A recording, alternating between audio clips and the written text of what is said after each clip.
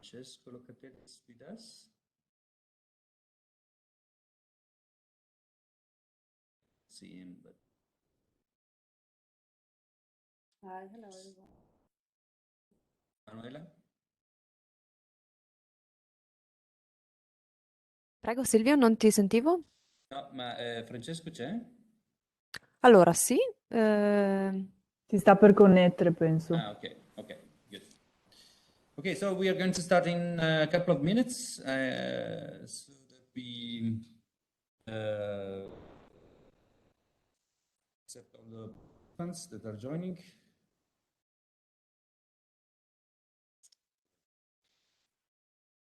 You two hold on until then. Just a couple of minutes and we start.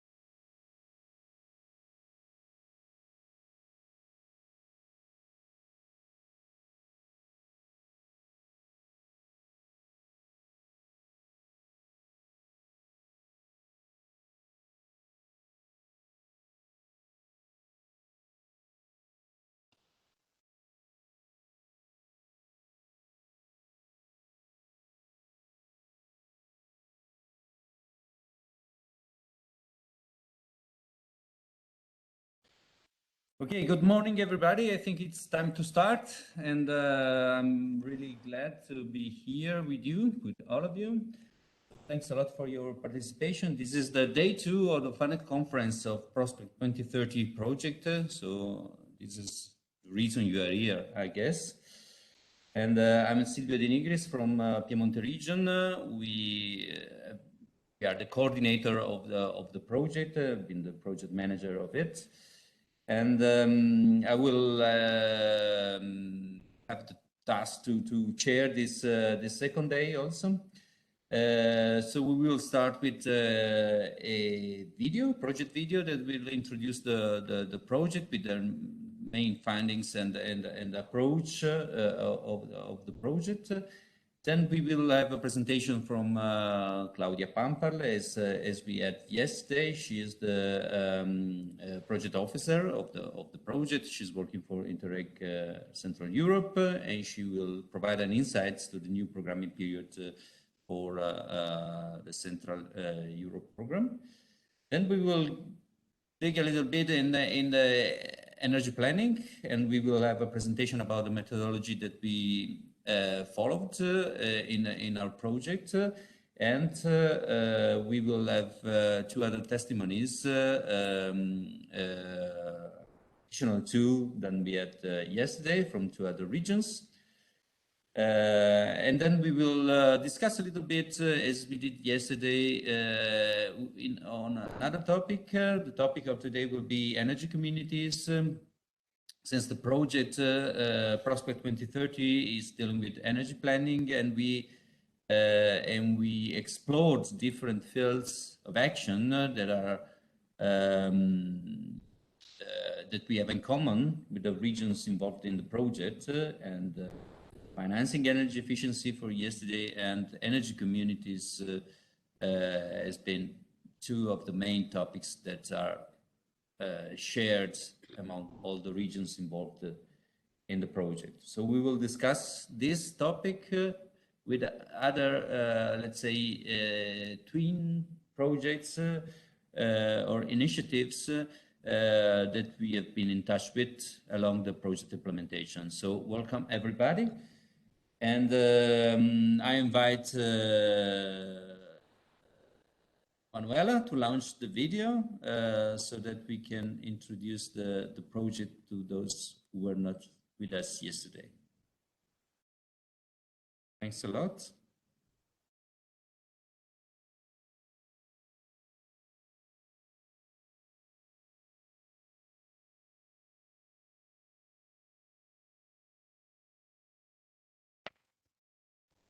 In order to tackle climate emergency, we are facing a big challenge.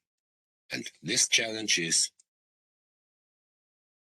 energy transition. The energy transition has two core aspects: shift and change. Shift means abandoning solid, liquid, and gaseous fossil fuels, which are still responsible for 2/3 of the European gross inland energy consumption, and boosting renewable energy instead.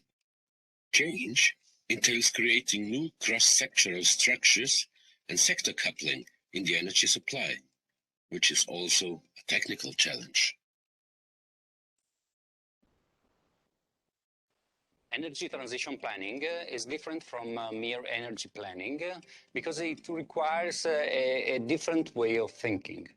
And Prospect 2030 project supported 7 pilot regions across Italy, Austria, Croatia, Germany, Poland, and Hungary in order to tackle the challenges that the energy transition requires. To do so, those regions joined their efforts to draft regional energy action plan, taking into account the final targets of carbon neutrality in 2050. And to do so, they defined a specific strategy to 2030, defining priorities, measures, actions in order to achieve the challenging targets that we have in front of us and that the European Commission set in the Fit for 55 strategy. To meet the 55% goal for 2030, Saxony-Anhalt, as an energy and industrial region, already moved forward with a high share of renewable energies, but we haven't finished yet. For this, the Interreg project Prospect 2030 took place at the right time. The exchange with other European countries and the project results will support our further regional energy planning to contribute to the European climate goals successfully. In December 2020, we launched a call for replicant partners. We hope to gather institutions from the Central Europe program area. In fact, we collected 12 different partners. And additionally, we reached another 2 countries, meaning Slovenia and Bosnia-Herzegovina. The project dedicated online course for all those replicant partners. All the workshop materials and project deliverables could be found on our website, which I warmly invite to visit. In the European Union, public funds currently play a prominent role in promoting the green economic transition. The effective use of public funds places a huge responsibility on all stakeholders along the entire value chain of the decarbonization process to carefully set priorities and measures, design efficient delivery mechanisms, and ensure meaningful, timely, and accountable implementation, as well as to guarantee the transparency of all processes in order to foster continual improvement at all levels. One of the key goals of Prospect 2030 was to assess the efficiency of absorption of public funds dedicated to low carbon measures in the 7 partner regions over the 2014-2020 programming period, and based on the findings and conclusions to formulate policy recommendations contributing to the programming of the 2021-27 period at EU, transnational, national, and regional levels. It has been clear from the very beginning that the investment needs to achieve the energy and climate policy targets are far beyond the capacity of public financial resources. Therefore, public funds need to focus on areas where maximized impacts and leveraging of private funding can be triggered in order to create our carbon neutral future in Europe. All sectors, including the population, authorities and agencies, have to work together to achieve the targets of the European Union. 55% carbon emissions reduction by 2030 and a considerable increase in energy efficiency as well as in the share of renewable energy. Commitment, acceptance and engagement. We have to work on these factors to be successful.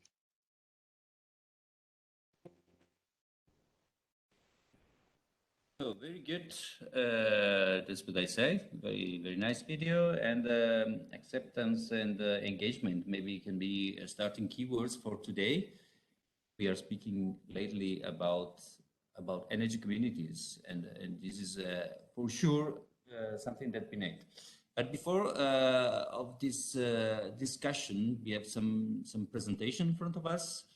I would invite Claudia Pamperl. As I said, she's been project manager of Prospect 2030 beside other projects, and she will provide a presentation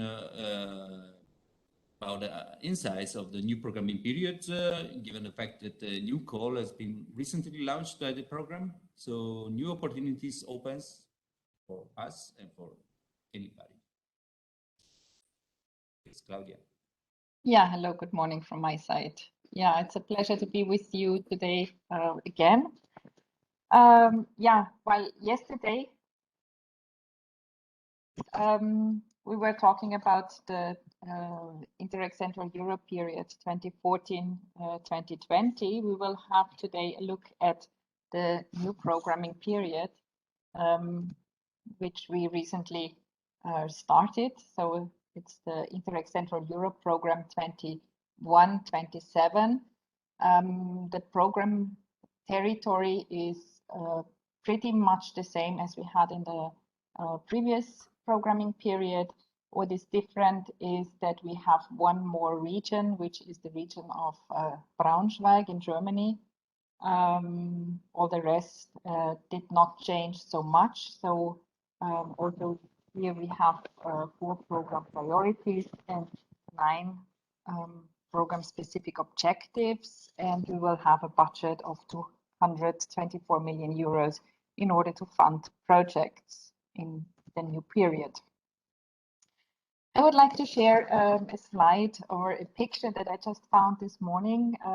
We published our new wall calendar, the program wall calendar, and there was each month is dedicated to a topic of our program, and April was the month of climate change, and I found it really interesting because it shows how important this climate neutral future is for our program.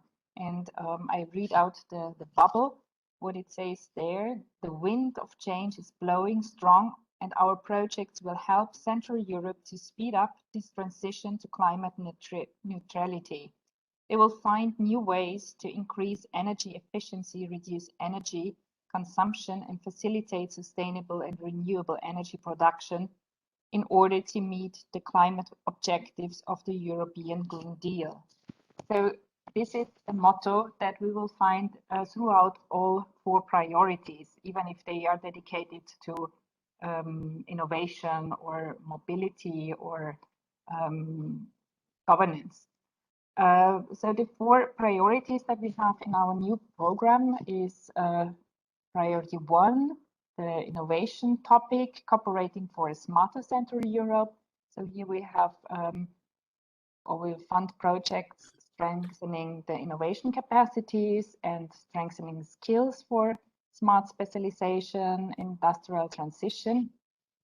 And you can see the priority 2 is one of the main topics. It's dedicated to a greener Central Europe, so the environment topic, climate change, climate CO2 neutrality. And here the specific objective 2.1, supporting the energy transition to a climate neutral Central Europe, is maybe the most important and interesting for you. Just to mention the other topics, so it's 2.2, resilience to climate change and change risks in Central Europe. Then we have this time a whole specific objective dedicated to circular economy, because this is also a key topic to be tackled and addressed. Safeguarding the environment in Central Europe, so more the classical environmental projects, and greening urban mobility in Central Europe with a strong focus on the functional urban areas. In priority 3, we have a focus on the better connected Central Europe, so getting our rural and peripheral regions better connected and improving the transport connections here. And this always goes hand in hand with sustainability and green transport. And last but not least, we have priority 4, where we will fund projects working on the improvement of governance for cooperation in our program area. Yeah, the call was launched on the 15th of November, so all the documents are available. The call is open to all 4 program priorities and the 9 specific objectives that I just mentioned.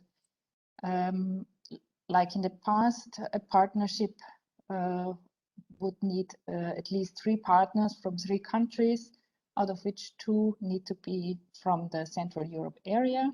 And so this is the transnationality focus of our projects. And it's the call for the first call for proposal is organized in a so-called one-step approach. So you submit the full application form from the beginning. And the submission will go through our new monitoring system, so GEMS replacing EMS. It will be, you will recognize quite a lot of elements from EMS, but it's a more advanced, more mature system, I would say. It's not online yet, but we will go online in January, and you will have time to submit the proposals in GEMS for a minimum of 3 weeks. But all the other documents are already available, and you can already start preparing, so that once GEMS is opened to the public, you just need to copy paste the information that you already have. How does it look like for the budget? Also here you see that the energy topic, greener Central Europe is the most important one. And the information, where you can find information on our new programming period and on the first call. So we have 3 main documents. This is the Interact program, where you have all the description on the program. You have the program manual with more technical description and rules. And then you have the application package, which consists of the terms of references, the partnership, the partner declarations, and an offline application form, which gives you all the fields that need to be filled in, and also instruction how to fill them in, and what information is required there. So you have a lot of guidance in this offline application form template. Yeah, here comes what I said. And the deadline will be important. The deadline will be the 23rd of February 2020. Yeah, so we are looking for projects with a partnership of a size 5 to 12 partners, depending on the topic. The budget should be in a range of 1.2 to 2.4 million euros ERDF, and the duration quite similar to what we had in the past, up to 36 months.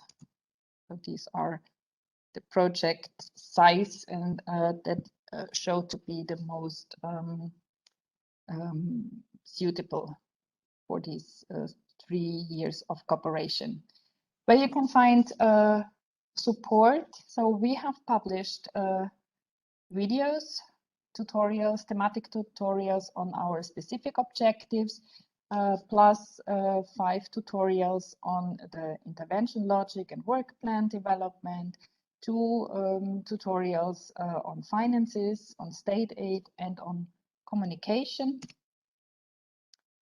We have a one-to-one support that is given through the national contact point on more national topics, and as joint secretariat, we offer you individual consultations. So each project idea can have one consultation before submission. And there is a JS help desk for question answers, and we have an updated frequently asked questions section, and we will have a QA session on the 2nd of December that you are invited to join. Yeah, we have also some tools available for you. There is the project self-assessment tool and a project summary generator.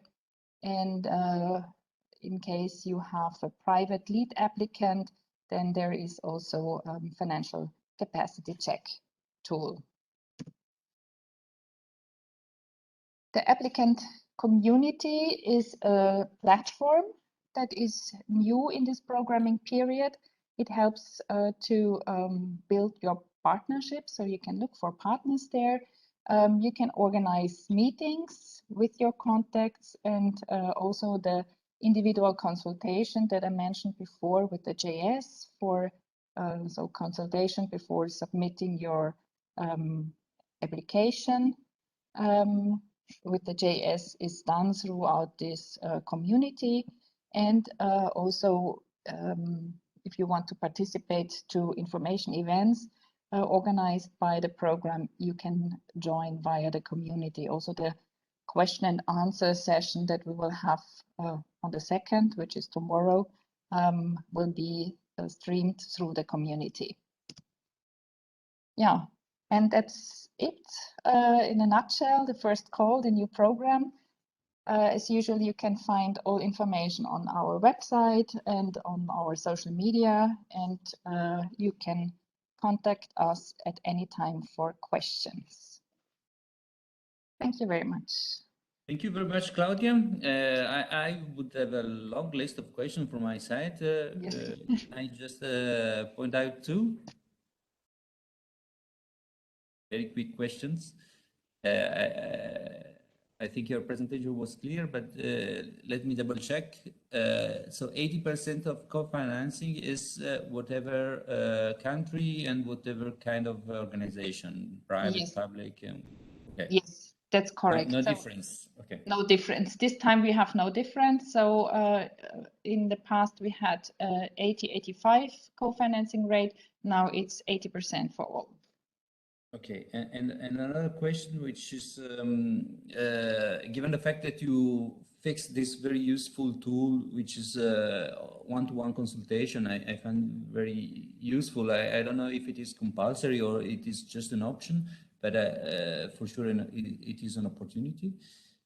Should we or any of us have, let's say, the need to share some concept idea? I mean, is there any space to get in touch with you, JS, to have a rough, let's say, discussion on the concept before, let's say, this more formal consultation, or it is something we should avoid? Yeah, I mean, the consultation, there will be one consultation per project. So if you go into the consultation, the official one, it's really the project idea, the project proposal should be rather, already set.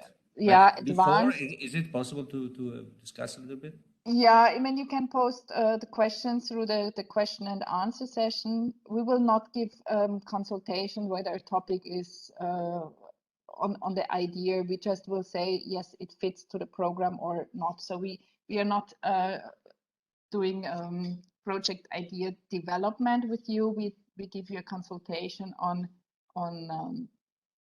whether a project topic idea fits into the program or to which specific objective it should rather go from what we can see from your idea, and then all the technical guidance. Okay. Yeah, if you look for partners, then you can use the community. So here you really can post your project idea. You can look for partners. You can get in touch with national contact points in order if you're looking for a specific partner. So there is a lot of support available. Thanks a lot. Thanks a lot. Unfortunately, the time is really tough. Yes. We don't have time to go further in detail, but I guess most of the person here would like to question, but okay. I mean, I kindly invite you. There is the launch, first call launch event was recorded, so you can always look it up and stream it, and all the tutorials are online. So there is a lot of material already there that you can look into. There is a lot of guidance, and and then use the community to get in touch or to send us questions through the question and answers. Good. Thanks a lot. So let's turn the page. Let's remain on Prospect 2030, which is still finished. So it's not time to think about something new, but we have to report and to discuss about our findings. So I would like to invite Manfred Hotwagner from the Renewable Energy Center of Güssing, that was in charge of the leading, let's say, the consortium in the energy planning challenge, to have an insight of the methodology. And he will have a presentation with Giulio Cerino from Politecnico of Torino that supported Manfred in some key aspects of. So, floor is yours. Thank you, Silvio. Good morning to everybody, and thanks for being here. I want to talk on our experiences and our learning by doing methodology in developing energy action plans. I will do it together with Giulio Cerino from Politecnico Torino, and I start off with just a short visual overview. I don't want to cite all that, so let's go into medias res. And this was our core experience. Practice determines mindset, and mindset determines practice. Why? When we think we have already done, some regions experienced in energy planning, but we never had the experience to plan on varying and differing levels of governance and levels of networks. So we were used to plan in our well-known vertical and sectoral supply, thinking in the heat sector, electricity, transport, and so on. Nice words then entered the planning process, like sector coupling and energy communities and all like that. So if the mindset is on sectors and levels, it's well, nice, but the hardships then start to enter. Also, the planning process is determined by that. So if you think we have all experience, I think, in the development of CCAPs. For example, we have well-defined processes, well-defined planning steps, and this works fine. It's a great toolkit in the development of CCAPs, but there is a lack of awareness that you are acting in a specific ecosystem. And this specific ecosystem is the same or similar level of governance. That's like, let's say, some organism living in water. As long as it lives in water, it's okay and not aware of living in water. But if it gets thrown onto dry land, it notices the difference, and you need to unify all that. So in the next step, energy transition is more than just making approaches to couple all sectors to reduce carbon and so on. It's also a difference in mindset. If you have a look on the graphic to the left, you see the well-known energy-driven systems predominantly based on combustion, with all the steps, the linear step in the one-way direction, and somehow interconnected to each other where it is possible and necessary. On the image to the right, you see the future, or the process that we need to go through, and this is energy transition, and characterized by decreasing combustion, an increasing share of electricity, of course, and a kind of operation which is still new to us, but will inevitably enter, and this is digital operation. So this the new energy system will also be a digital platform system, and also that is something that we are not so aware of. What made me happy, just by the way, I saw the cover design of the program documents, and it's pretty much also that interconnected graph of ecosystems as we became aware in the planning process. So let's go to the next slide. And we are going from sectoral energy system to distributed energy systems. I have a graph here on the left side from sourcing in IRENA, International Renewable Energy Agency, which is showing the general principle.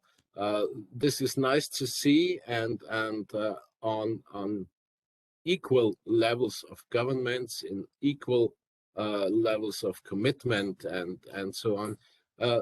It might be a good approach, but if we have a look into reality, and that's just for illustrating, this is no computer animation. This is a broccoli romanesco, which is growing right like that.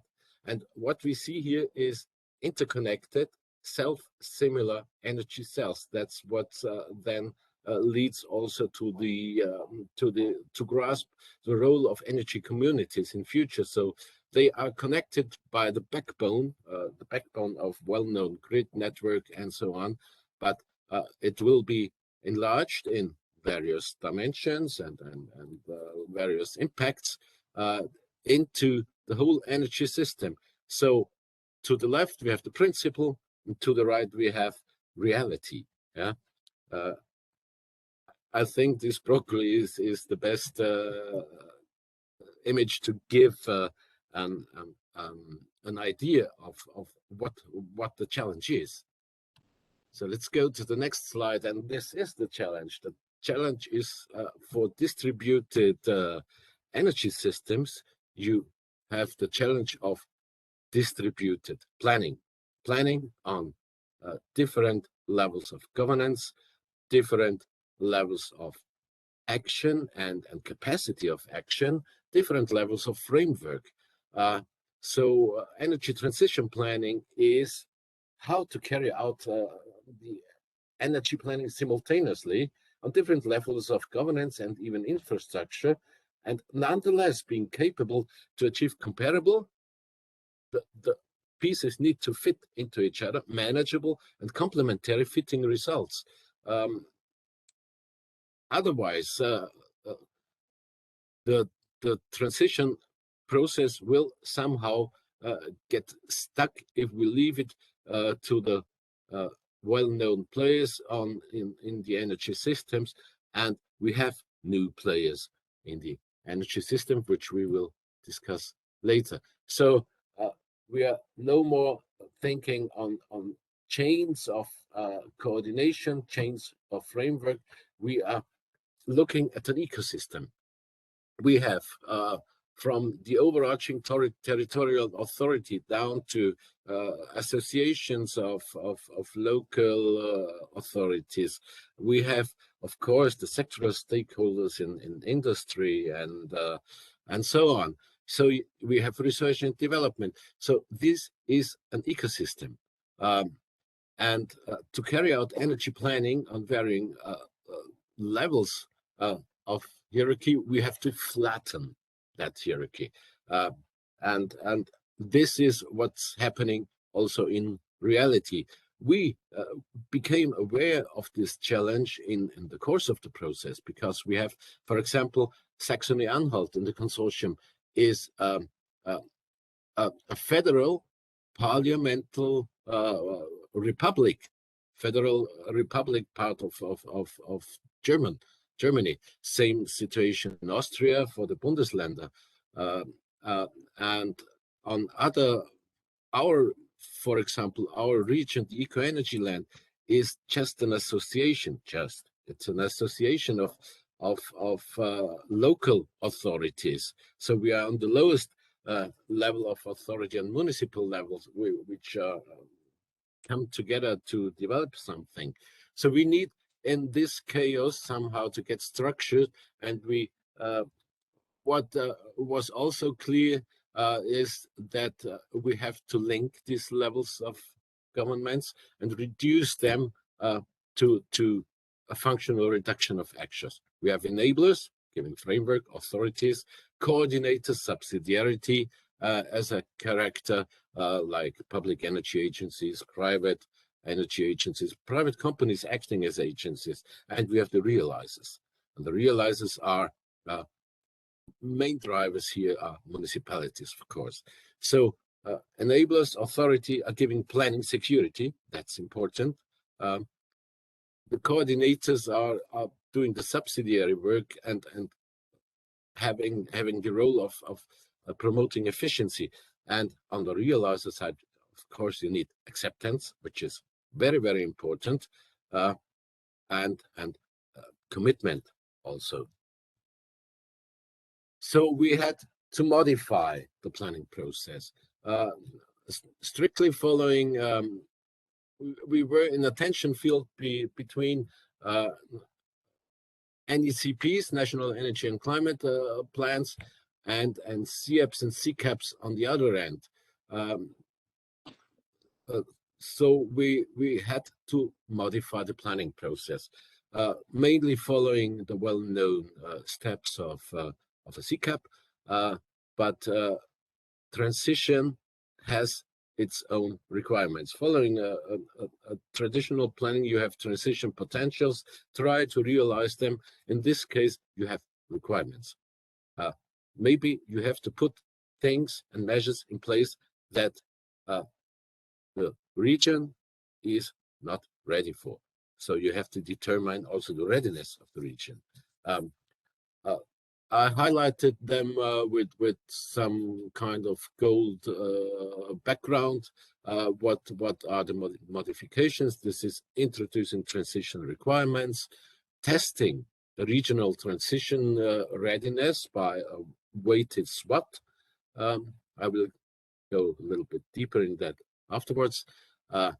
Estimation of measure impact and efforts for implementation, and finally focusing on a set of instruments, because the set of instruments is the connective factor between the overarching authority, setting framework, and the executing initiative on the base. So what are the transition requirements? Transformation of the power system, well known, and use sector electrification, a deep end-use electrification. What we are still not aware of is digitalization as the central chain link of almost all activities, and also as a new consumption sector. Energy efficiency measures is well known, but need to be promoted and put more effort on it, and also well known as a sentence and the word circular and bio-based economy, which has its own challenges, but reduces also the energy use of biomass to the end of the life cycle of the bio-based products. So next step in the modification was testing the weighted SWOT. This is somehow a mapping of the ecosystem. You can find enablers and okay. You can find all functions on each level of governments. You can have the realizers, the connectors, and the enablers distributed. It's a function from highest level of governance to the basic level of governance. So we tried to test the readiness of the regions by introducing a weighted SWOT and dividing this SWOT in its outcome into enabling factors and restraining factors, and put them into a matrix which shows this output. This is the impact effort matrix for the eco-energy land for our region. Here we are mapping on one hand our potentials, but also the transition readiness, and we are indicating the relation of effort to achieve impact.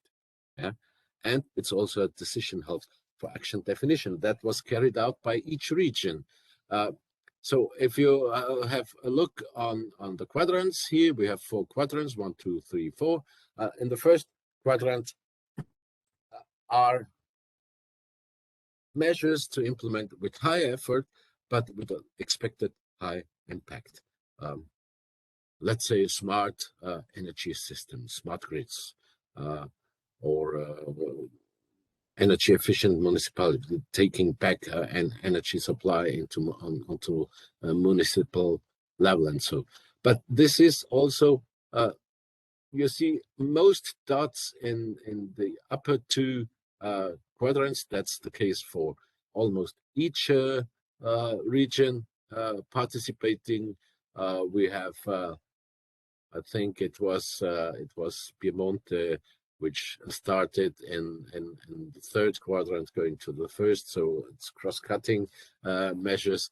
But to give an impression, if you are in the 1st quadrant there's still a lot of work to do. You have to put high effort, work, finance, and so on into realizing the measure. If you are in the 2nd quadrant, you are lucky because you have low effort, high impact. This is here your region is ready for transition, yeah, or close to readiness. On the 3rd quadrant, it's low impact, low effort, maybe, yeah. But nevertheless, here this is the place for catalyzing factors, awareness building, promotion, and so on. And if you are on high effort and low impact, rethink and try to find other measures or adapt your measure if you want to implement it. So this is also a very stakeholder-friendly form of designing the outcomes of a SWOT, of a dynamic SWOT. As the next steps, you now have impact and effort. You define your actions, promoting enabling factors. This is strengths and chances, and reducing restraining factors, which are threats and weaknesses. And we made a standardized structure of instruments, which are policy, planning, organizational, financial, and so on. So we had a series of instruments to use, which are differing from region to region because of also of national framework, but we still remain comparable all over Europe, and besides of regional or national particularities. So this was... I think we should go faster. Yeah, okay. So the next was modeling, shift, and change. I will invite, after my next two slides, Giulio to continue and on the modeling tool. But the outcomes of this modeling tool, you have key figures at hand from other parts of investigation, and so you can estimate the needed investments for the transition process, but also if you have almost each region has its own scheme of subsidies, incentives, and so on. So you can also estimate by the outcomes of the model, of the scenario model, how high from the current point of view will be the contribution from the public side.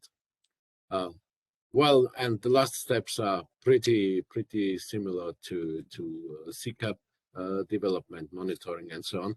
But there is also, for evaluating, you can loop the weighted SWOT and impact effort process for monitoring and for evaluation of the impact of your efforts. So this is the overview. We have a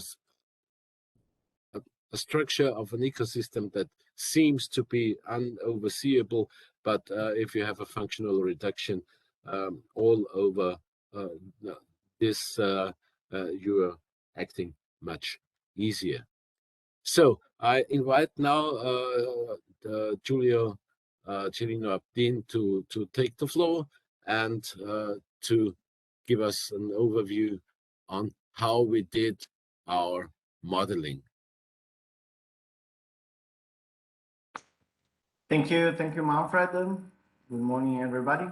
Just a recommendation to be really short. Okay, thank you. I will be super fast. I will show you the models, the model and the tool that we developed in order to follow us in the activity, in the definition of the scale and the direction of the measure and action that each partner evaluate.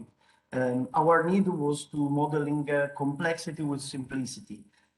In the project, we look forward existing tools and software, looking as an example on data collection and elaboration are available on the market, about 45 different software working with different data at different level with a specific or more global view of the single process, as well as on data visualization, some of them as their own data visualization, or other work with different tools, software, and so on.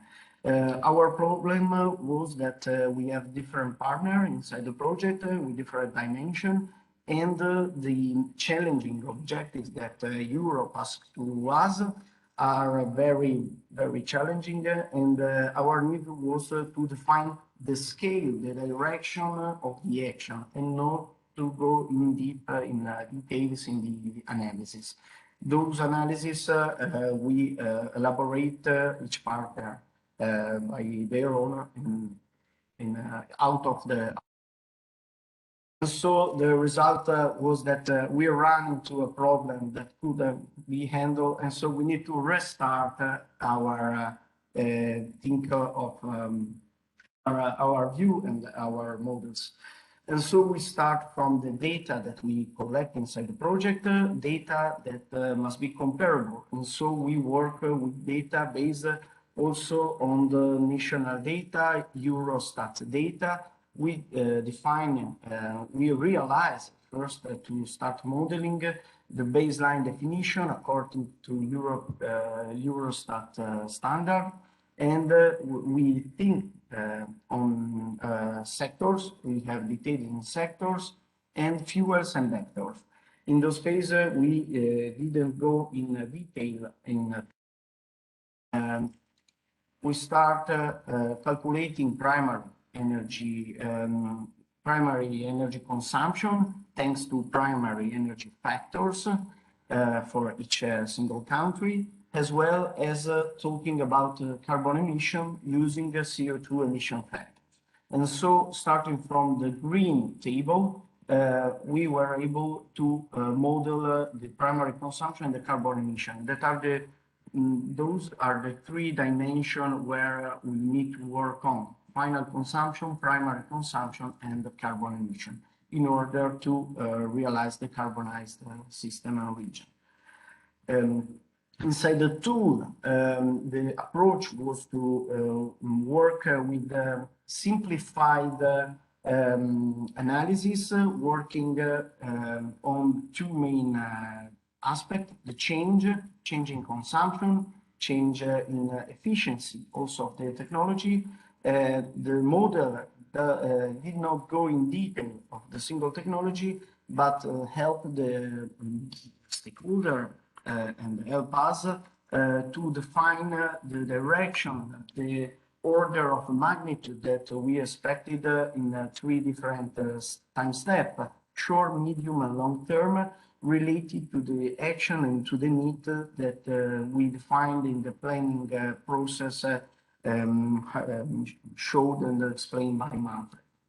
And then we work on the second aspect, that is the shift from fossil fuel to renewable, but also the shift, a shift that need to be able to give us some result related to the changing. As an example, the electricity need to the heat pumps when we model the shift between natural gas to electric heat pumps. If we are talking about heating, or if we are talking about the transportation, the shift from combustion engine to electrical engine, the model give us the order of magnitude, the electrical needs that is expected related to this shift, and so help us to think about which will be the final value of electricity needed by the single region after the single shift. Knowing the final energy demand in a second phase, we work on the generation modeling. And so electricity generation that will drive the carbonization process of the single region, the heating generation, example generation, to evaluate which fuel could be used in the carbonized system, and the alternative, the fuels generation, to evaluate hydrogen as an example, or biomethane production. Working with those data, as an example, in our case, in Piemonte case, we saw the increase of electricity expected by the electrification process, but we saw also the needs of alternative fuels, and help us to think about the change in the production between biogas to biomethane. And so the model helped the stakeholder to find the direction, the scale, and to think about a different solution, alternative solution. All the data. You should go to the end, Giulio. Yeah? It's really, we are out of time, so really. Two slides. The model gives us a final table, final data in terms of number, as well as some general visuals that help us to understand the share of renewable in the distribution, the import or the need of or the export of the single region, and as well as show us with an integrated some key visuals the result expected by the different scenario realized models. As an example, we have 4 Sankey visuals, final energy demand, primary energy consumption, CO2 emission, and fossil fuel shift. Here you can show the example related to the final energy demand for one of the partners, starting from the baseline till the medium and the long term. So super fast. Thank you. Thank you. I was a bit rude. I'm sorry, but No, for sure, these last 3 animation, let's say, give the impression of what we have in front of us. As you and Manfred already said, we have to change and shift from one field to the other, and the Sankey diagram showed in the let's say medium and long term the real efforts needed in terms of reduction of demand and change on the way we are using energy and producing it. So let's have a look to what 2 pilot regions did. And we are speaking about Mazovia in Poland and Friuli, Venezia, Giulia in Italy. So it's time for Żaneta, Latarowska to present the outcomes of this work for the Mazovia region, please. I hope you can see me and hear me well. We can hear you. Great. I will share my screen. Please let me know. You can see it? It is coming. Great. Yeah. So again, good morning for those who see me for the first time in their life. My name is Żaneta Latarowska and I work in Mazovia Energy Agency as a project coordinator. For months, we were working very hard with guidance of Manfred and Giulio to develop regional energy action plan for Mazovia region. And now we are ready to present you some insights. So yes, the plan for today's presentation looks very similar to yesterday's presentation of other Prospect 2030 region. So let me take you for a very short few minutes trip to right now very snowy Mazovia region, center of Poland. So Mazovian voivodeship is the largest of the 16 Polish voivodeships, and it's located in central and eastern part of Poland and have approximately 5.4 million inhabitants, which constitute at about 14% of Polish whole population. And as historical data show, the population increase every year. This can be caused by the fact of localization of capital city Warsaw in the voivodeship in the region that gives more job openings and higher salary possibilities. So as you can see, the population density is higher in region than it is in the whole country, and it estimates at 152 people per square kilometer.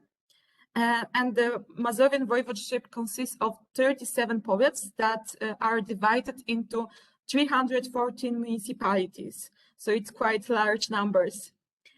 Mazovia is one of the most economically developed regions in Poland and fastest developing regions in the whole EU, as the result of the highest participation in the GDP generation of the country. So as you can see, Mazovian region characterized by various landscapes, from rural gems of nature till more urban, fast developing concrete and glass buildings, something for everyone.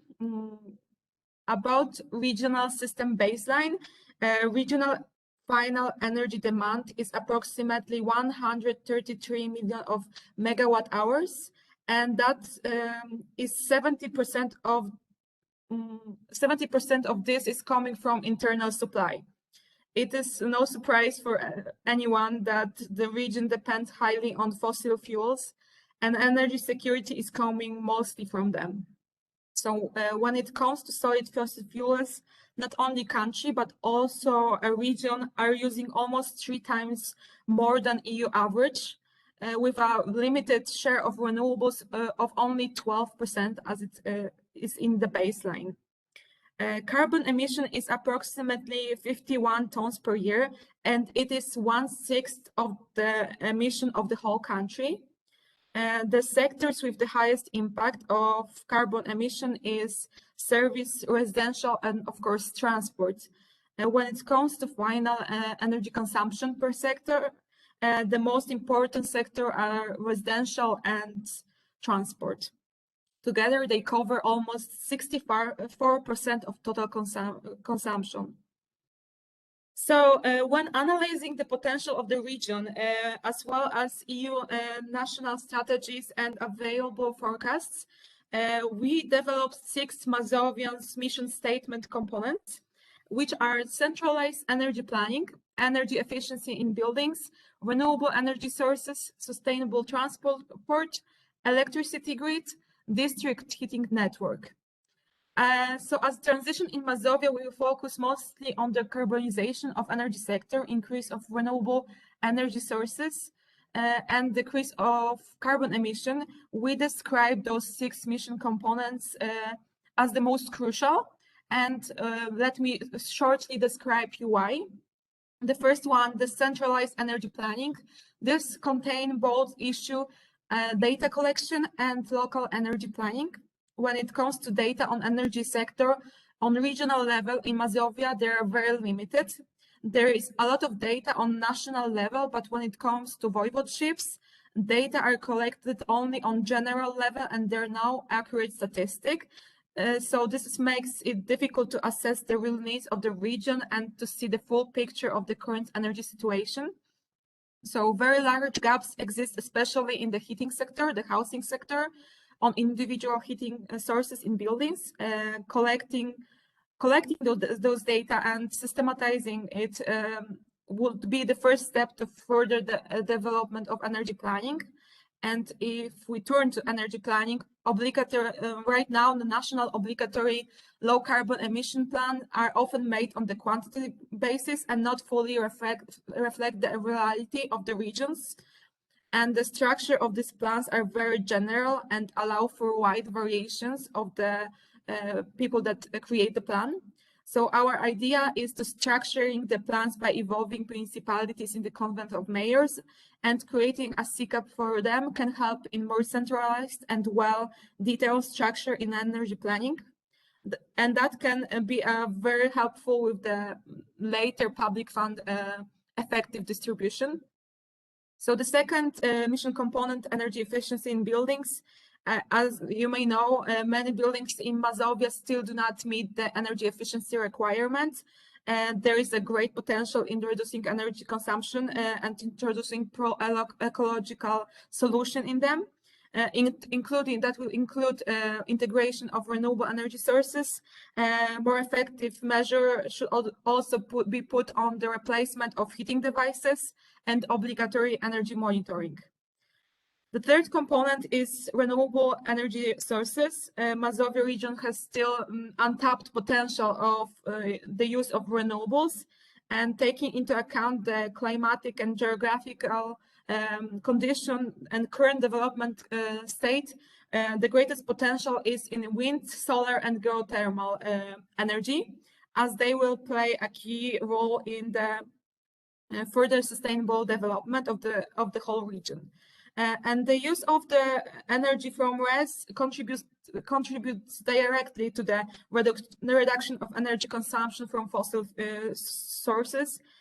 So regional programs give more opportunities and more subsidies for funding new installation, and it is crucial for any local energy plans. This is also very important for private buildings with increasing energy prices, giving residents the opportunity to lower their energy bills.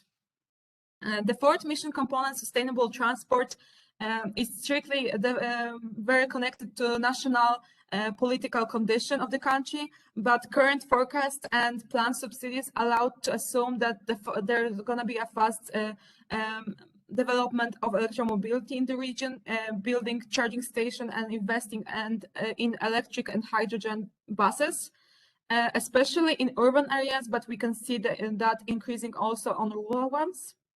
The fifth mission statement, electricity grid. The Mazovian voivodeship needs large investment in renewable energy, but also in the reconstruction of the transmission grid. This is a big problem right now that stands in the way of the development of green energy, because most of the transmission network are in poor condition. They are not adapted to the energy needs for several reasons. One of them is that old networks are based only on one-way transmission of energy from producer to the recipients. So the growing number of prosumers strongly undermines that as a big issue. So the renovation of transmission grid is needed for further development of renewables. And the last one, district heating network. It is necessary to continue work on connecting households to the heating network and gradually abandoning the individual heating sources, both for lowering the emission and also to fight with energy poverty. And later, further development of heating towards cogeneration and renewables such as biomass and geothermal energy, but also on gaseous fuels. So with Żaneta, those... I should ask you to go to the end in 1 minute, yes, not more, please. Very fast. So with those mission statements, we took the measures for 2030 scenario that we estimated at 60% municipalities will join Convent of Mayors. Thanks to anti-smoke resolution that is currently on, all heating devices will be replaced till 2030. There will be thermomodernization of public building, transmission grid will be renovated, and there will be at least 14% of West share in transport, 30 in heating, and 60 in electricity section. So as you can see, this measure will have a big impact on the indicators. Energy demand will slightly decrease by 1.6 megawatt hours, and the West share will increase to 29.2%. In this scenario, the primary energy consumption will be approximately 5.6 lower than in the baseline, and the final energy consumption approximately 1.2 lower. This is important also with the greenhouse gases emission. Due to the switch, they will decrease by 12%. And when analyzing the sunken K diagrams, we can see clearly a decrease in solid fuels and oil products. There is less emission, mostly in the residential and service sector. And just to sum up, the energy sector is facing many challenges. On the one hand, the region must follow the low emission trend. At the same time, they need to secure the energy and rational the costs. So currently, the market of energy generated from RES installation in Mazovia is not sufficient. Decarbonization is very needed, and it is also fundamental to understand the needs of inhabitants and the region. So the biggest challenge will surely be finding a common language between all the actors. And we can talk hours about changes and challenges from legislation to high energy prices. But for Mazovia region, the key is that EU climate and energy policy, national one and regional one, are in line and working together. So for this, the cooperation is key. So thank you. If you have any questions, please contact me on this email, because I believe I overdo my time. No, you were fast enough, and thank you very much. Always very nice to invite you as a speaker, as you can keep the time and also be very Very good in speaking. Okay, it was very interesting also in the exchange we had in the past while Francesco is preparing his presentation. Just to comment that I think for Poland, let's say it's a very big challenge, this transition. Also, as you mentioned in your last slide about the social conflicts and all this brings up to daily life of people, let's say. Thanks a lot, Żaneta. Now it's time for Francesco to present some insights from the Friuli Venezia Giulia region in Italy. Please be as much as possible in 10 minutes. Thanks. Yes, I will. So, hi everyone. Francesco speaking from Friuli Venezia Giulia, and you should be able to see my screen. Yes, sure. Yes. Yep. So, as the others, I'm gonna go pretty fast through this presentation of the results. Very briefly, Friuli Venezia Giulia, as you can see here, it's a very small region located in the northeast of Italy at the border with Slovenia and Austria. Despite being very small, here you can see on the bottom in the table that approximately it's about 2% of Italy, so a very small number. It's a very placed in a very strategic area. It has very important infrastructures. For example, the SIOT, the Transalpine pipeline that brings most of the oil that we use in Germany and Austria, arrives in Trieste, which is a very big harbor, and then it's transported by pipeline north, or also with gas pipelines from Russia, supplying most of Italy gas needs, and also for exchange of electricity with Austria and Slovenia. It's in a very important location. It is an autonomous region, so we do have some autonomy on, for example, energy topics. And the economy is well developed. It's quite modern on industry, services, and tourism. As you can see, the GDP is quite high. Also, it's slightly higher than the Italian average, but in the last year, it's growing slower than the other regions of the north, especially. So we do have a well-developed economy, but is kind of slowing down in the last years. And also the population, we do have a quite stable population in the main cities, as you can see in the map and in the middle, more south of the region, while in the Alpine valleys, we do have a kind of decreasing trend of population. Baseline 2016 as the others. Here you can see some figures. The main findings are that, well, we knew that already industry. We have some quite heavy industry, especially steel industry in the region, steel and wood industry, and it's responsible also for the most emissions, for almost 40% of the emissions. And following that, there are residential, transport, and services that kind of are equal in emissions. With residential is a bit more on the final energy demand side. And if we see about, if we take a look at how much we produce and how much we consume, we can see that about electricity generation, we are, depending on the year, quite close to the demand. But regarding heat generation and especially transport fuels, we basically are totally depending on the imports. We developed with the local stakeholder groups, with the region, with associations of industrials and administrations. We found some, we focused on some main topics. We've defined 5 trajectories, we call them, and below each trajectory, we define some actions, some main actions. Each of these actions was then rated and developed into smaller actions, more smaller practical actions, as also was explained before by Giulio in the approach. Well, you can take a look at this, but I mean, These are quite standard for most of them, and then we will focus on some peculiarities of the region.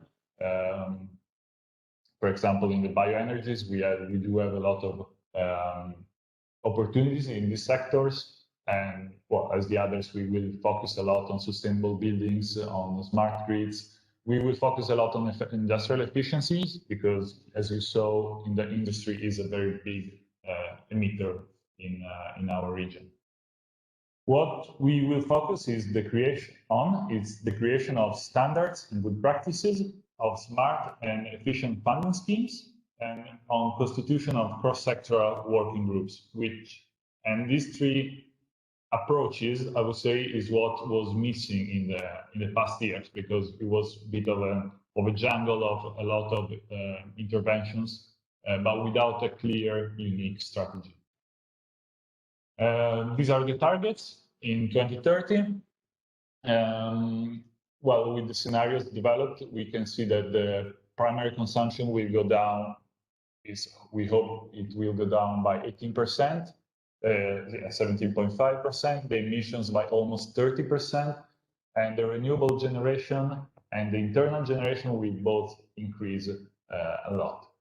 This will come with a cost. In the table below, you can see that we're talking about 3 billion euros, and just for the electricity generation, shift renovation, and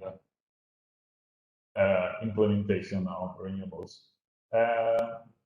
Obviously, the feed-in remuneration and investment incentives can be covered mainly by the region, but the main investment is just too large, and it will be necessary to develop some funding schemes that can leverage private funds into this market, into this direction.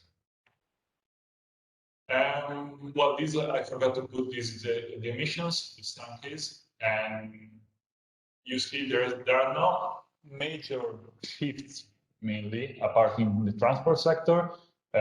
It's the major change, I would say, it's that all the emissions related to electricity, they just get narrower because the renewable generation increases. And talking about chances and challenges, I would say that, again, it's important to develop synergies and to understand which are the opportunities for regional industries and supply chains. And then, obviously, all these, we hope it will turn into affordable energy for the final customers. The challenges are definitely in the industry and the transport sectors, which are the hardest to decarbonize. To put people together to make them understand that working together can actually be very profitable for all of them, and then to understand how to efficiently use public funds in the right measure, in the right amount to leverage private investment. All of this starts with the regional action plan. We hope that the document we develop in Prospect will be used by the region to set clear and binding goals and define priorities, measures, and especially account for the finance resources needed for this transition. Because otherwise, without having a clear and unique strategy, I mean, all the political promises will just be quite void, in my opinion. And that's all from my side. And I think that was below 10 minutes. Yes, sure. Thanks a lot for this also. And for sure, we have in front of us a big change, and for sure, the outcomes of the project will be used by the regions to update their policy document, and it is for Piemonte, and I hope it will be very soon also for your region. So as we saw very briefly, I would say, but energy communities is always a key priority for most of the regions involved in in the project, and this is let's say Europe-wide, also thanks to the directive that is has been adopted by most of the countries in Europe now, the new directive on renewable energy that opened the space for the development under a common or established framework of renewable energy communities. I would like to discuss about this around this topic with some let's say friends and people that we met along the project implementation. It's my pleasure to welcome Nadine Strobl from Renewable Energy Center of Güssing, and also her colleague Manfred Hotwagner that was already presenting beforehand. But we have also the pleasure to have Patrick Biard representing EUSALP and ALGO project. Thanks for being here, Patrick. And Bartolomiej Arendarski from Fraunhofer Institute. So, as we did yesterday, I will organize a first roundtable where you have the possibility in, let's say, 4 minutes to present the project or the initiative you are representing here. And then we will go on a little bit discussing under some key questions, let's say, about the renewable energy communities. I would like to start with Nadine. As I said, she's from the European Center for Renewable Energy in Güssing, and she's involved in AURORAL project, which is focused on digital environment with interoperable service platforms for energy communities. Can you just provide a brief presentation of this project, please? Yes, hello everyone, and thank you very much for the nice introduction and the invitation for today. So, as Silvio already said, I will give a short insight to the project AURORAL and especially the pilot region Southern Burgenland. And yeah, let's dive right in to not waste any time. So we have the H2020 project AURORAL with the pilot region Southern Burgenland. AURORAL is short form for Architecture for Unified Regional and Open Digital Ecosystems for Smart Communities and Rural Areas Large-Scale Application. So this very long name has a lot of words in it, but just short, we're trying to build services, applications, platforms, just to empower rural regions and also to empower the digital development in rural regions. So short facts about the project: we have 25 partners in 10 European countries and 8 pilot regions, and there are a lot of sectors or domain covered in the project. So we have farming, tourism, mobility, health, and also very important for today, the topic of energy. And the plan is to establish about 50 innovative applications in the course of 4 years. And the project started in January 2021, so we have almost 1 year already past us, and we're beginning soon our 2nd year in the project. Now to the pilot region shortly. So we have Austria here, and we are located in Southern Burgenland in the so-called Eco Energy Land, where we have 19 municipalities and also a climate and energy model region where our pilot region is situated. And here we have in total about 100,000 inhabitants on 1,500 square kilometers and in 72 municipalities in total. And in our pilot, we have 4 domains in total. So we have here e-tourism, then mobility with the plan to establish an e-car sharing and e-bike sharing, then public services. We're planning to integrate here an regional app for all the inhabitants of the region, and then we also have smart energy. And in smart energy, the plan is to develop one or more energy communities in the course of the project. So we have here our objectives, which are the establishment of renewable energy communities in the coordination with tourism and mobility domains, which means we also plan to integrate an e-car sharing and also hotels, which should be part of such a renewable energy community. And another objective is also the integration of weather data. So we're planning to use a regional sensor data for weather forecasts, and also therefore then in the following step, PV forecasts to be used in our energy community.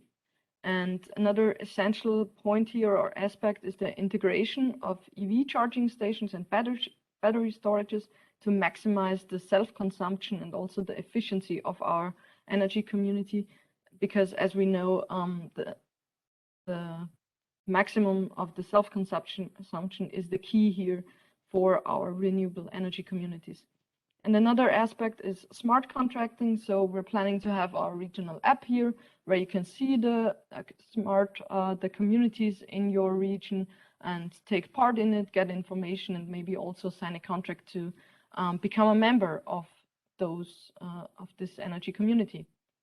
And then now shortly to the legal regulations or the current status in Austria here. So we have the Renewable Expansion Act, which covers the aspects of citizen energy communities and also renewable energy communities, which is officially in force since July 2021. So it is already possible to establish such an energy community, but there are still some missing specifications around the establishment and how to develop such an energy community. Also, what are the responsibilities of the DSO? Then contract templates a few are available, but not for more than one production system. So there are still some missing aspects, but we're planning to provide more information here soon in the course of our project and establish energy communities in our region and see how it works. So yeah, that's short from me. I hope I was in time, and thank you very much.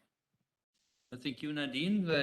What is for me very interesting in the concept of renewable energy communities is that we should work on different layers. I mean, and it's a matter of tool for the engagement, for the also contract specification, as you said, and the management, let's say.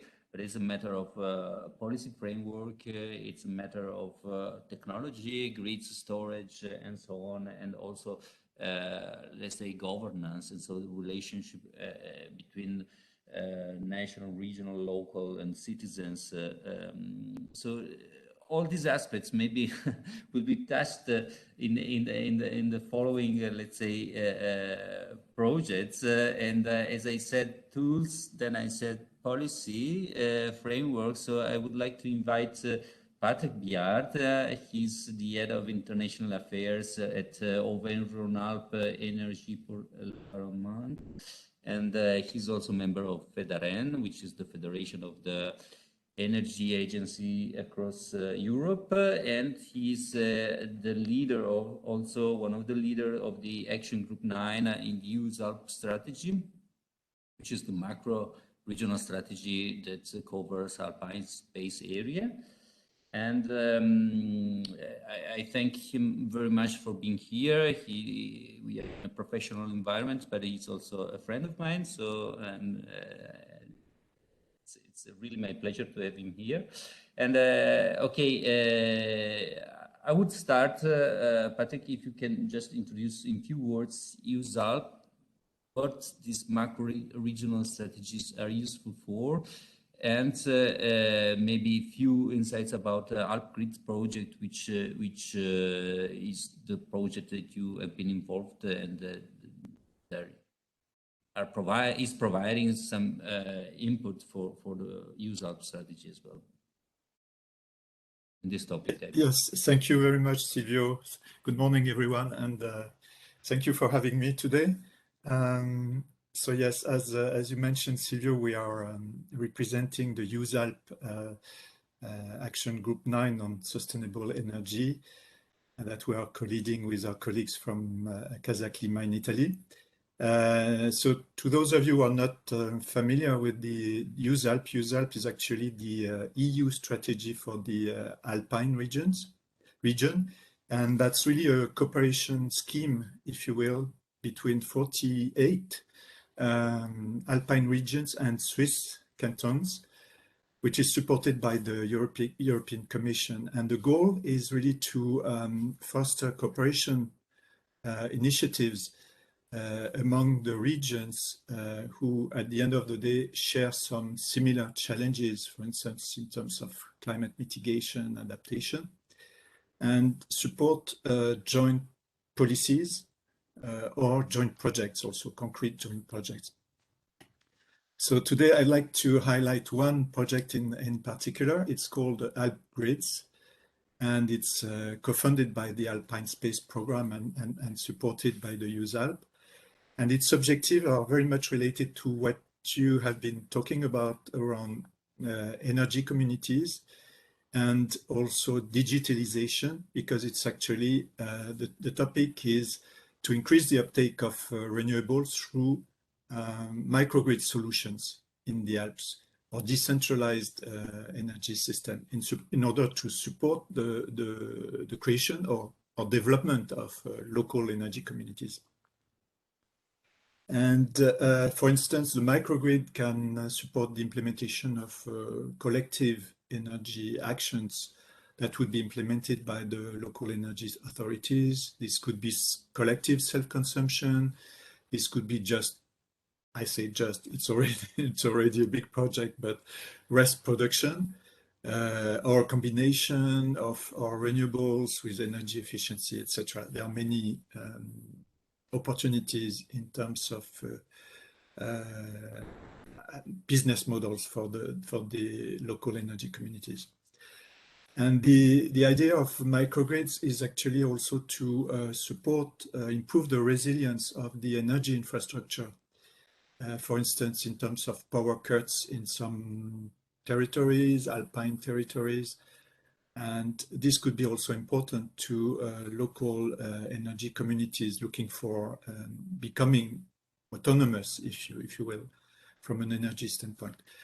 So what we are doing within ALP-GRIDS, and that might be of interest to you, and is to, first of all, get a better understanding of microgrid solutions. I think Manfred earlier was talking about the challenges around digitalization, and that's what we are exploring, mainly through 8 pilot sites.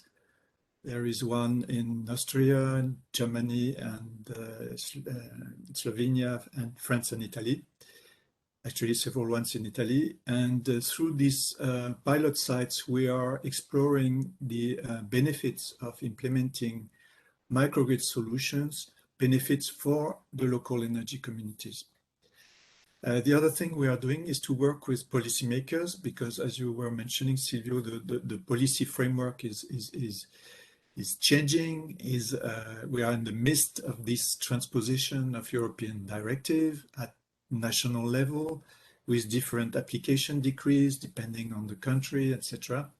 So it's important to work closely and to catch this window of opportunity to work closely with the policymakers, also at local level when they work on CCAPs or equivalent, but also regional level as you are doing within Prospect, but also at national level to develop some really supportive measures for the local authorities. And the other thing we are doing is to work on guidelines and for replicating these models, if you will, to other regions in the Alpine territory. So in a nutshell, that's what we are doing within ALP-GRIDS and the added value of innovative technologies in the case of energy communities. And maybe we'll come back later, Silvio, to the some concrete feedback in terms of policy recommendation, maybe, yes. Recommendations, okay. Thank you very much, Patrick. Now I will call Bartolomiej Arendarski to jump in the discussion. So he's He works at the Fraunhofer Institute and he's an expert in field of energy grids and storage. So maybe a more technological part here. And he's representing a RIGRID project, which is another Horizon 2020 project. So if you want to introduce yourself and just briefly the project you are representing here. Thank you, Silvio, for the invitation. Welcome, everybody. May I ask you to get the possibility to share the screen so I can show you some slides? Oh, great. Thank you very much. Okay. I hope that you can see the full mode presentation. Yes.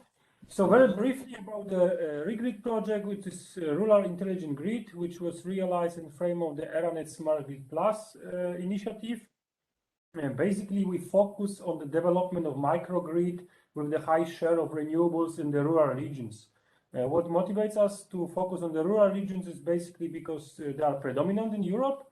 They have lower GDP than the urban regions, so there's more potential for investments there. And also the structure of the grid is weaker there, so the reliability indices are lower than in the other parts of the Europe. The initiative actually focused not only on the technical layer, which was the very important one, but also on the social and economic layer, which was from us as engineers pretty much interesting to combine all those three layers together. So basically, from the technical point of view, of course, the main motivation was to increase the reliability of the supply in the regions and to reduce the CO2 emissions. But from the social layer, in order to involve the inhabitants in this kind of project, and to develop tools in order to support decision makers for the dialogue with the inhabitants for this kind of initiatives. And from the economical side, to find out the new business models for the increase of renewables energies in the rural regions.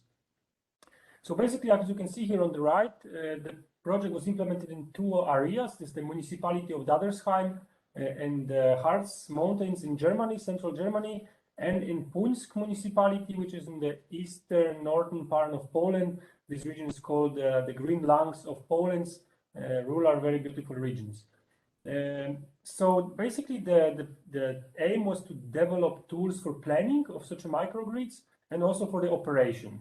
And I will show you very shortly the examples of these tools, or let's say of the results of the project. So as you can see here, there was a tool for the planning of the microgrid, so the new corridors for connecting the additional components, so renewable sources, wind, PV, but also heat pumps, as well as storages, to find the corridors in order to connect them to the existing low and medium voltage power grids.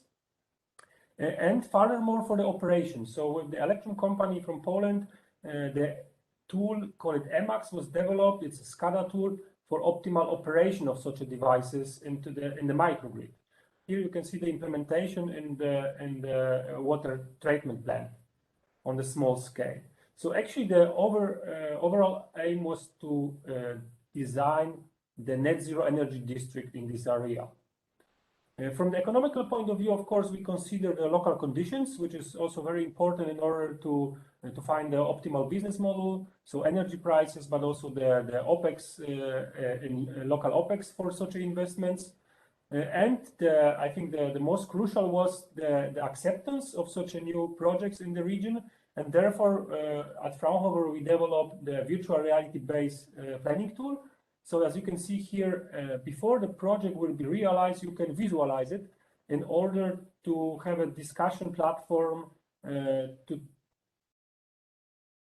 take a dialogue with the inhabitants, because there's a big opposition for such a new investment. You know this from the psychology, this NIMBY effect. So if you ask people if you are for renewables energies, they said, yes, we are. But if you ask them, they want to stay in your backyard, so this is not in my backyard effect, so then they are a little bit more skeptic. So that's why we are showing this kind of visibility tests, if this new infrastructure will be visible from my window, also some visibility tests for the whole area, and if it's going to have an impact or effect on my, let's say, surrounding. This is, I think, very important in order to move this level of fear from the inhabitants to the level of facts. And this one is already used in the medial regions also for this kind of planning initiative. And meanwhile, the project was recognized with the ISCAN Award of Excellence runner-up project in 2019, also for its scalability for the international smart grid action networks. So this is the short introduction of RIGRID project, and I think regarding the topic of the grid connections to the overlay grids, we will have more opportunity to talk in the discussion round. Yeah, thank you very much. Very interesting. Of course, we had the pleasure to have presentations about this outstanding project during the lifetime of Prospect, and the outcomes of this are available on our website. And thanks a lot. So maybe you can stop sharing the screen, and this your presentation bring me exactly where I wanted to with Manfred Hotwagner, as we already know him. He's from again the European Renewable Energy Center in Güssing. And I would like to point the question of governance, and we heard about the relevance of rural areas. So the question is for me, how will renewable energy communities change the relationship between urban and rural areas in the future? I mean, I think this is something that we explored in the project, that we faced, given the diversity of our regions, but also it's always a key topic. Let's say the rural area feeding urban areas in terms of resources. What will change with this new concept?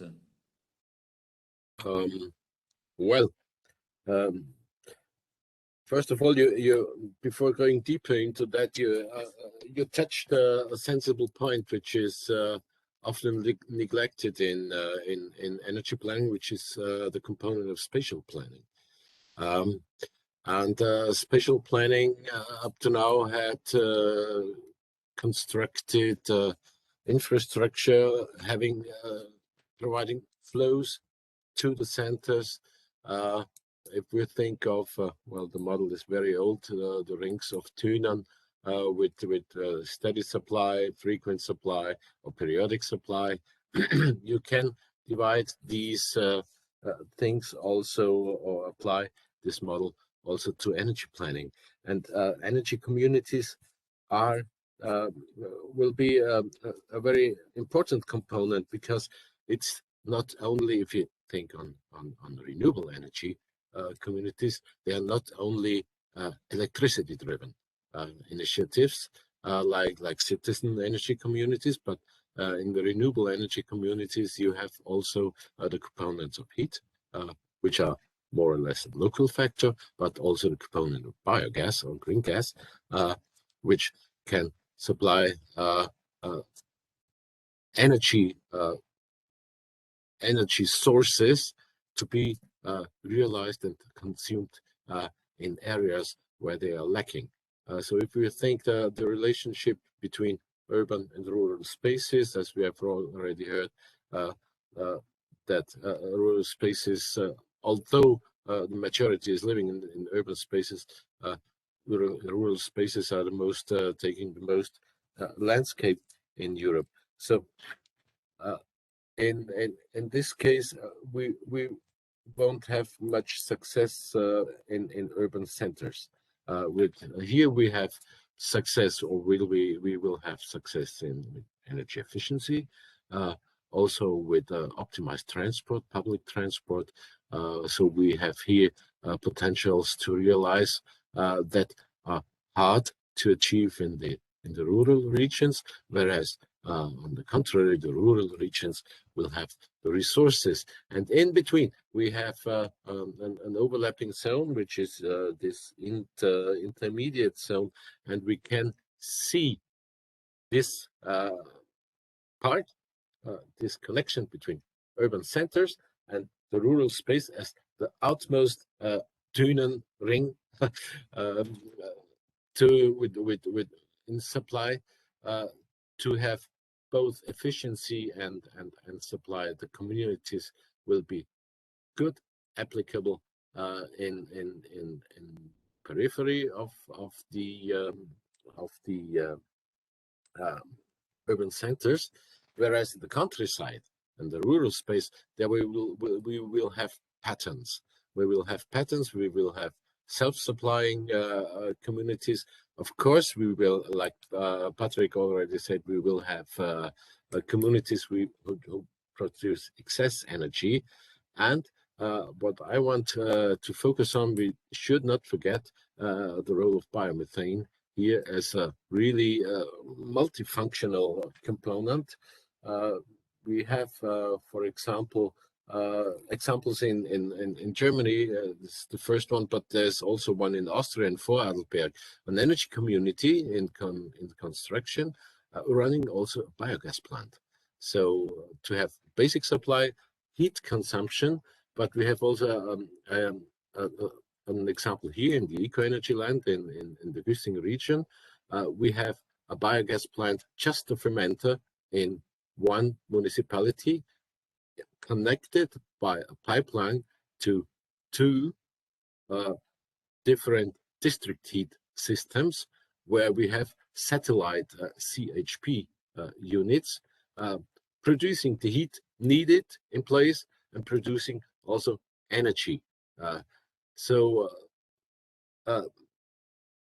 If we imagine to supply city centers with biogas, for example, just as an example, because it's seldom thought of, and I wanted to stress it out a little bit. It's not only electricity. Electricity will be the key driver for the transition, of course, but we shouldn't forget in all the sector coupling system and the relationship between resources in the rural areas, transporting an upgraded version of the resource already to urban areas where they get used. So not producing the end-use product and transmitting the end-use product, electricity, and the losses, for example, just for example, to an urban area, but transporting an intermediate state of energy carrier to produce the energy in place where it is needed. And this will reactivate the old relationship between rural areas and urban areas, because in the last decades there was established a competition, but this competition was regarding workplaces, business settlement, and so on. If we think now on energy and energy supply, we need to go back to cooperation and take up the already experienced supply chains in the form of these supply rings or supply zones, from rural to intermediate to city areas where there is not much chance to generate electricity, renewable electricity.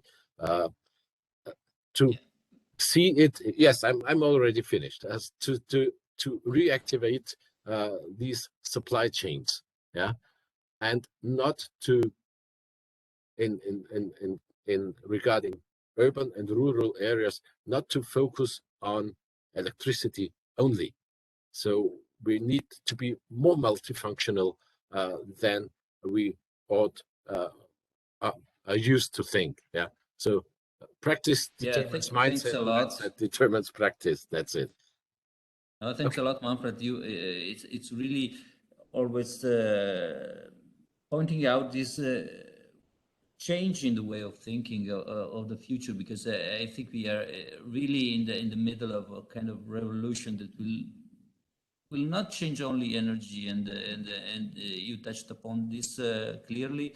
and I think it's really a way to think out of the usual mindset. So if we stay again a little bit on this topic of rural and urban and so on, I mean, I would like to come back to Patrick and Alpine Space.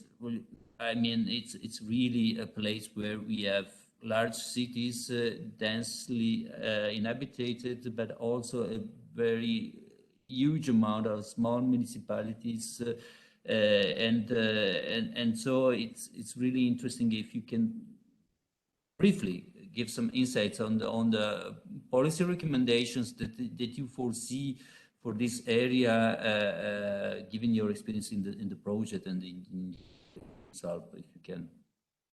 Yeah, absolutely. Within the Alps, we have these big challenges to basically reconcile the energy challenges and expectations from rural areas with large metropolitan areas, for instance. And that's where we see that the policy side can help and should help maybe a little bit more these citizen-led initiatives. We did within AlpGrids, we carried out an analysis within 5 Alpine countries and came up recently with some recommendations that were discussed during a policy roundtable a few weeks ago, and I'd just like to share with you some of the findings. So the first barrier and recommendation that was highlighted is about the simplification of the administrative procedures. For instance, for the setting up of local energy communities, defining, registering the adequate legal structure, but also facilitating the interconnection with the grid and relation with the DSOs. There is a lot to be done in this area. And one recommendation, of course, would be to set up some kind of one-stop shop service, at least providing guidance and assistance to the local communities. Another barrier that came up has to do with the legislative framework, which is still not fully defined or sometimes subject to interpretations in the various countries, for instance, in terms of operating the network. How should it be done, etc. And therefore, the lack of clear legislative framework has an impact on of course, the strategy of these the local initiatives. So our one recommendation was here for lawmakers to really accelerate the design and adoption of the legislative framework on one hand, of course, but also establish committees at national or regional level, if they don't exist, for assessing the impacts and improving the legislative framework, especially in this area, which is very new to many stakeholders, let's say. The third barrier I would mention is about the economic model and financing of the local energy communities. Once the legal barriers are removed, then the economic part comes in, and the viability of the economic model is often a challenge for the local authorities. And that's where the support of from public authorities at national level, regional level is important, through concrete support measures and sometimes innovative tariffs. So the measures could range, for instance, from guaranteed prices for exported electricity, tax incentives on renewable hardware, network tariffs reflecting the real use of the network, whether it is self-consumed or exported energy, etc. There could be some differences here. And since those measures might involve various stakeholders, we thought it would be important to ensure the work is coordinated, for instance, at the national level. And last but not least, maybe Silvio, the one I'd like to mention here also is equal access the issue of equal access to energy and energy services, which comes up in relation to addressing energy poverty and vulnerability. One of the difficulties today is to make sure vulnerable groups can be associated to or could benefit from these local energy initiatives. The good news is that this is often part of the ambition of these projects, local projects, but it's definitely a challenge to implement. And the recommendation would be for really for policymakers at regional level, local level, national level to reflect on this issue of associating vulnerable groups, for instance, through special tariffs, reduced entry costs, special incentive grants. There are many options, but really to make sure that energy communities can involve these the vulnerable groups in this process. So with that, I think that's pretty much what I wanted to share with you. But please feel free to, if you'd like to carry on the discussion, come back to me and. Yeah, thank you very much. I think you touched really important points, and again, there are several layers, as already Bartolomiej presented clearly in his presentation. It's a matter always of technology part, economic, social acceptance, legislative framework, as we already heard. So it's really challenging, I mean, and also very stimulating.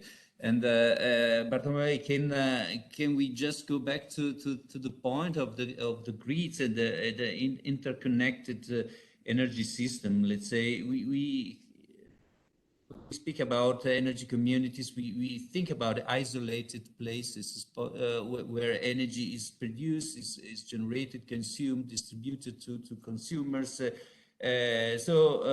What is and then on the other side, we hear a lot about the call for better interconnection of energy at European level. So it's not anymore a matter of a regional or national, but really European level and also worldwide. So can you just elaborate a little bit about this relationship, about the interconnection at a wider scale and renewable energy communities? Thank you, Silvio, for this very interesting question. So the renewable energies communities, for sure, there will be an important player in the power system, basically in the interconnected power system. This interconnection will take place, of course, locally, what Manfred already mentioned. So this interconnection will be, let's say, kind of the multi-sectoral system, so that electricity will be combined with the other energy forms, with heat, for example, for heat pumps for the producing the heat, and also for the mobility in the future. So considering also the electric vehicles.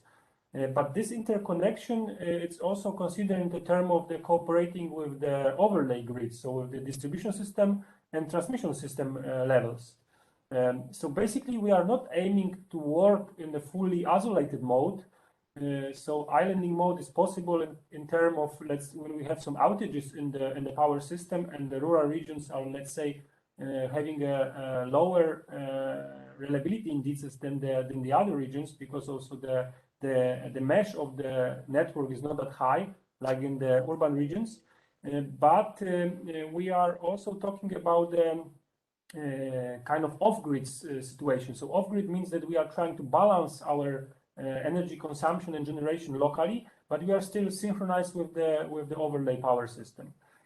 So for that, we for sure need more support from the regulation and legislation part.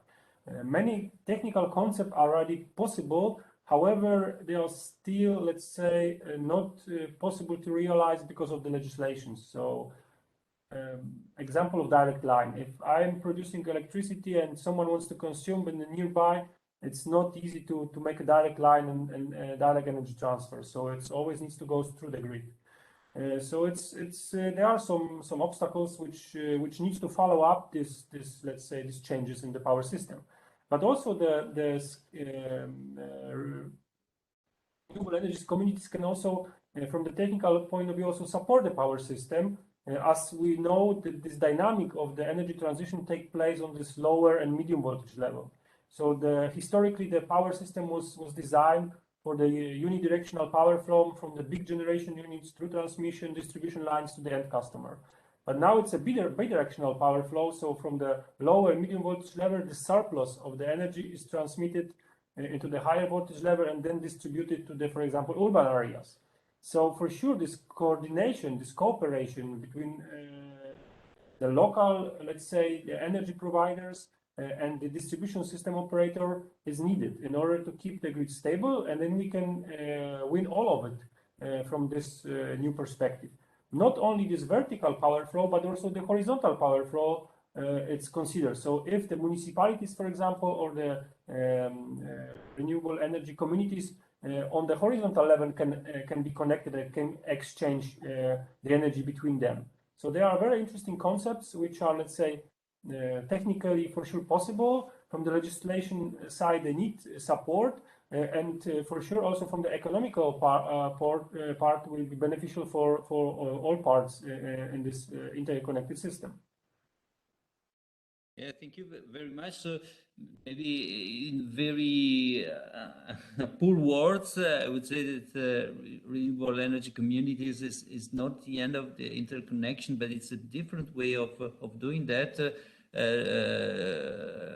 according to what we did in the past. So it's really important that also we pass this message to local level when maybe it's these communities can be seen as a way to be in a way isolated from bigger, let's say, framework. So thanks a lot for this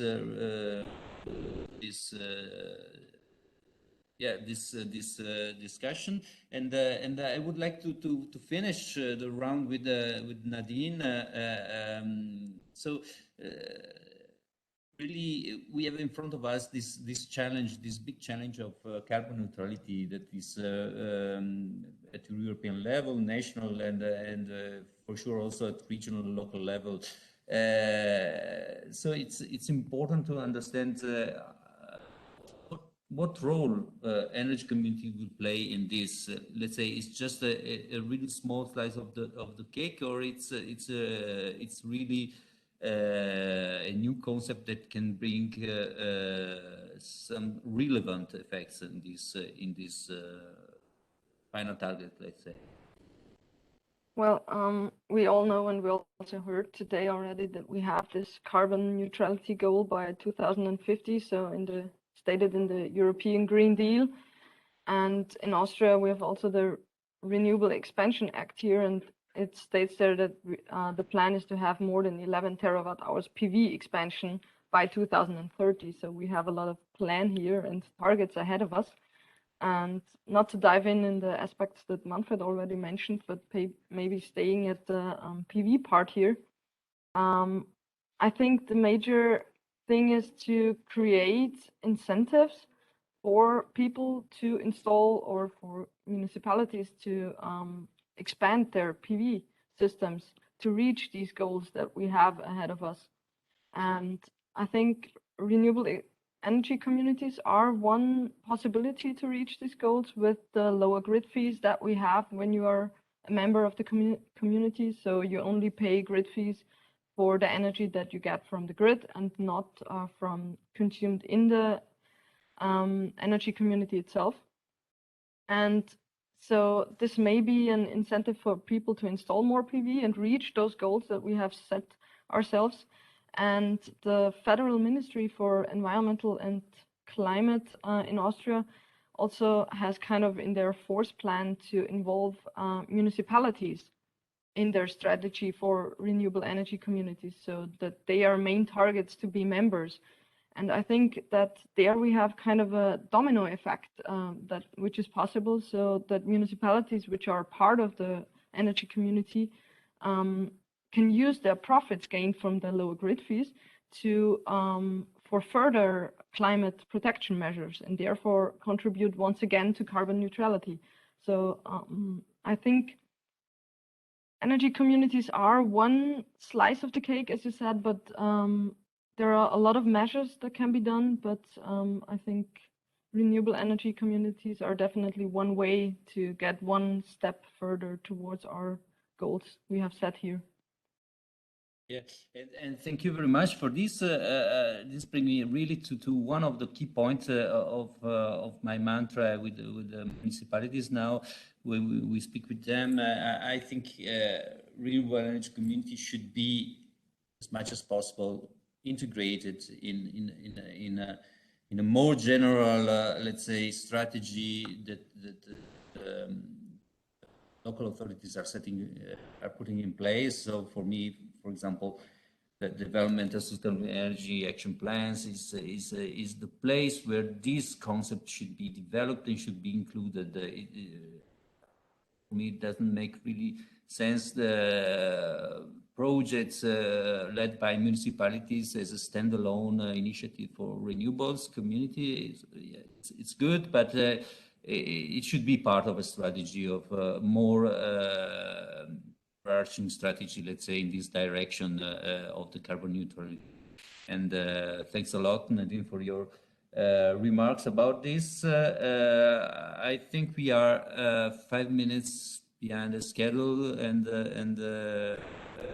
I'm really sorry that we had again no time for any question from the other participants, which I warmly thank for being present here in this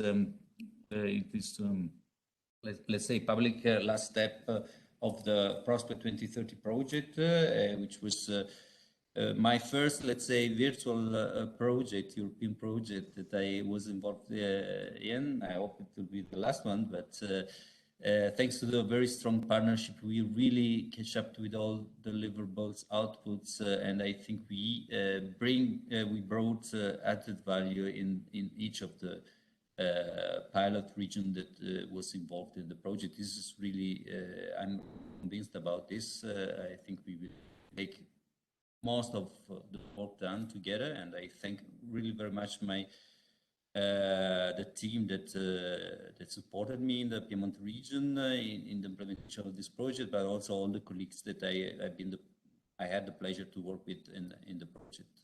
So thanks a lot, and bye to everybody. Thank you, Silvio. Thank you, everyone. Bye. Bye-bye. Bye. Thank you for a very interesting conference. Bye-bye. Bye.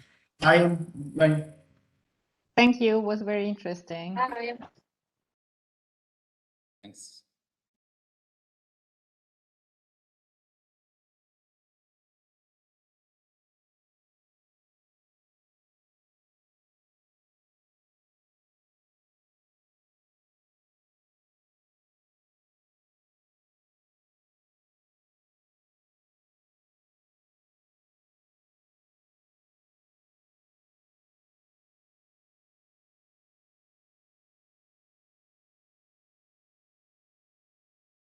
Okay, so I don't know, Manuela, do we stay here for the last meeting? With us, Manuela? Yes, I'm trying to have a look if all the partners are here. I think so, but there is also someone else who is maybe disconnecting now.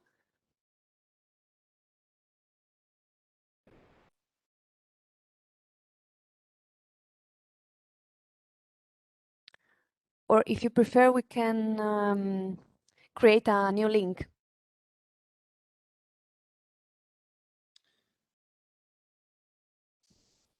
It would be the best solution, I think. Yes, so let's end this. Okay, so let's make 5 minutes break, and we connect in a new link that you will send by email. Yes, you will receive it by email in 2 minutes.